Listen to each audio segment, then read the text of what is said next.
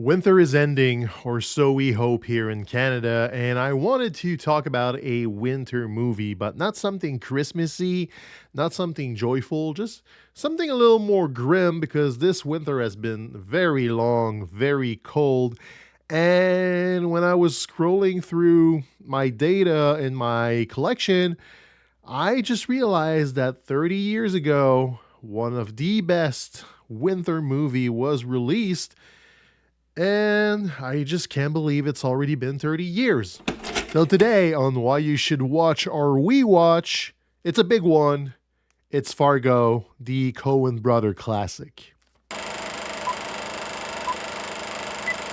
Yes, Fargo. There's no real rhyme or reason besides the fact that it was released in March of 1996, so it's 30 years now. I feel so old, and as you can see, my DVD is not even open. I bought this factory sealed somewhere at the end of the 1990s, but I had other copies on VHS and later on in Blu ray. So I never opened that one, and it's really dear to my heart because Fargo has a history. If you studied cinema or if you are a movie buff, you had a phase where you were watching the Coen brothers, that's for sure. And this tale, the Fargo tale, the criminal, it's something different. It's something eerie. The evil lurks wherever you looks, and it can come from wherever you look. And I don't even know where to start when I'm talking about Fargo. I think a good way to talk about the movie is to talk about the mood. Fargo, yeah, it's a criminal story. It's a kidnapping gone wrong. It's a small, crooked man trying to go way over his head to do a plot that doesn't work at all for him. But more than that, it's a mood. It's the depressing winter. It's the coldness. It's the middle of America. It is a town in itself that serves as a character, and it's Frances McDormand coming in as the sheriff somewhere around the third of the movie, like over 20 minutes in the movie, and she won the best actress for the role, even though you're not even suspecting her to be the leading role, since it's William H. Macy in the middle of it and Steve Buscemi as the lead criminal. But it's not really that important who is who. I think the movie itself sets the tone, and it takes you from point A to point B, and it just tells you you're going to live something different. Just come along for the ride. And this ride is a cold one, it's a violent one, it's a very graphic one, and it strikes you. It strikes you, and if you've seen the movie, you remember some key scenes, even though the story might have evaded you. By key scenes, you know what I'm talking about. There's the wood chipper, there's the car chase where bystanders just get cold-blooded murdered by a crazy gunman. There's the bar scene where the two hitman kidnappers are getting the contract from William H. Macy.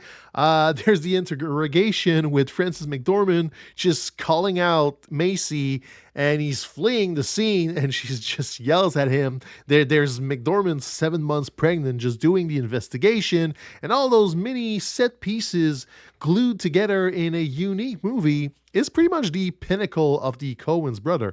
You can be more, I don't know, inclined with their comedy or the funnier stuff. I was when I was younger, but as I grow older, I think Fargo and No Country for Old Men are like the two masterpieces they gave us. Even though when I was in my 20s, I was saying that I didn't like Fargo all that much, and I was preferring Raising Arizona and The Oddsucker Proxy or Barton Fink and stuff like that because it was cool to just dive a little deeper into the Coen's filmography. But Fargo stood the test of time. You will grow older if you are young right now and you think it's a little pretentious to like Fargo, or if you think it's a little hard to get because the movie is really enclosed. So if you don't dive into the universe, it can be hard to just be touched by it. But if you watch it once, twice, 3 times, it grows on you, and that mood as you grow older strikes a chord because this is real. Evil can come from anywhere. Bad intentions can come from anywhere. It doesn't have to be big gangsters, big mafia movie, or war and stuff. It can be everyday life. It can be your car dealership being crooked, and it's an ordinary cop who saves the day. But all of this together in the dead winter of Minnesota is something special.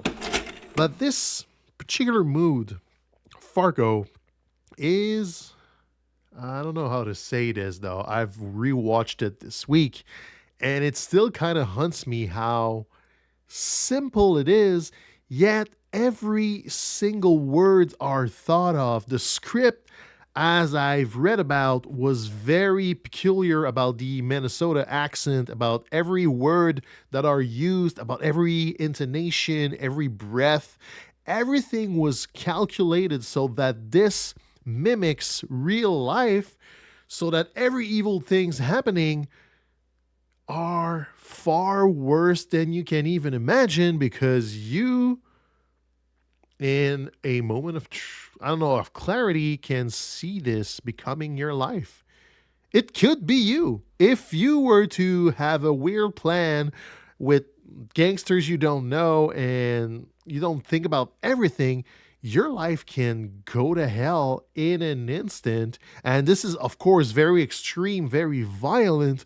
But I think the tale here tells you that humanity can go wrong in a heartbeat, and that's really the strong suit of Fargo. Like, everything can go wrong if you are not careful enough and if you don't take care of each other. Talk about Frances McDormand. I've talked about William H. Macy, Steve Buscemi. They were all young back then. Now they are super well established actors, but I can't stress this enough.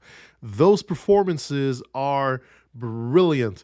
Steve Buscemi here is a complete despicable human being, sleazy and non attractive, but yet you are glued to the screen. You just want to see what's happening to him. And William H. Macy is such a small man into this movie, such a despicable, small, conniving man, and you wish ill to him. Literally, you really want him to fail at every turn, yet he weasels his way into the story, and it's fascinating to watch. And you have this down-to-earth detective, Frances McDormand. She comes in with the Minnesota nice accent and all the yeah and everything, and she's just charming, yet you think she's oblivious to what's happening, but in the end she figures it out pretty quickly, and she goes back home, and it's another day at the office, and life goes on. Even if you encounter such violent thing, life goes on. She's gonna have her baby with her husband in a happy household, and this is the beaming light at the end of Fargo.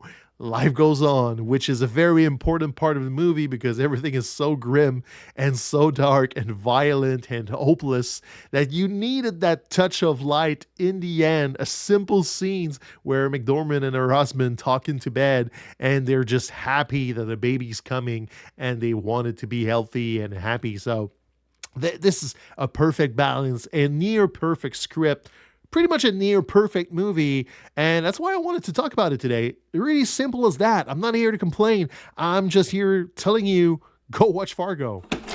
So that's really it for me. Why you should watch or rewatch Fargo?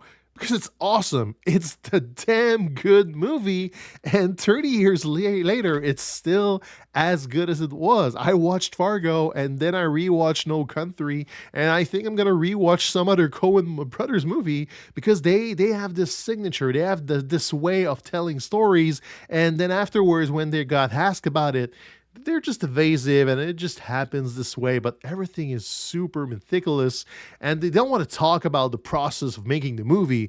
They just want to leave the movie there. You pick it up, you watch it, and then it haunts you, and then you can put your own meaning into it, and it takes a place in your life, whichever place you want it to take, and you carry it with you over time, over the years, and maybe you show it to someone later down or to your children. I would not recommend watching Fargo with your children unless they're adults, but you know what I mean. You just carry those movies. I've seen this. I was in my late teens, maybe, I don't know, 16 or 17 years old. And now I'm in my 40s and I'm enjoying it more. Watching it today, it resonates even more than it did 30 years ago. So it goes to show how awesome that movie is, how awesome the script was, and it was a perfect storm with the actors at the right moment. They wanted to peak, they wanted to act, and yeah, this is an important movie. There was a TV series afterwards that is also kind of important. It's interesting, but the movie in itself it's just perfect. There's no like scenes that you could take out of this. There's no scenes needed to improve the movie.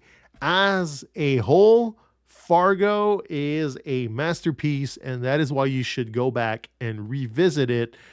And let's end this winter on a pretty good movie, waiting for the sunshine of spring.